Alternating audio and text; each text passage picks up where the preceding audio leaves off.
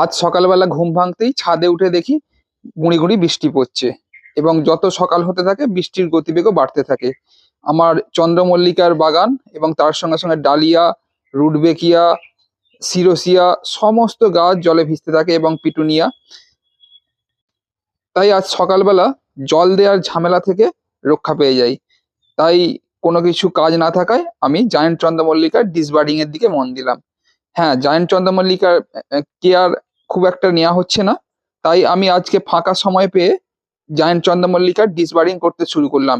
এটা আমরা জানি যে জায়েন্ট চন্দ্রমল্লিকা একটি মাত্র ফুল নিলে খুব বড় আকারের ফুল হয়, তাই আমরা ওপরে বড় কুঁড়িটিকে রেখে সাইডের যত ছোট কুঁড়ি আছে সবগুলোকে কেটে ফেলতে লাগলাম। এটাকেই বলে জায়েন্ট চন্দ্রমল্লিকার ডিসবার্ডিং। আজকের ভিডিও এই পর্যন্তই। আবার দেখা হবে অন্য কোনো দিন অন্য কোনো এক শর্ট ভিডিওতে।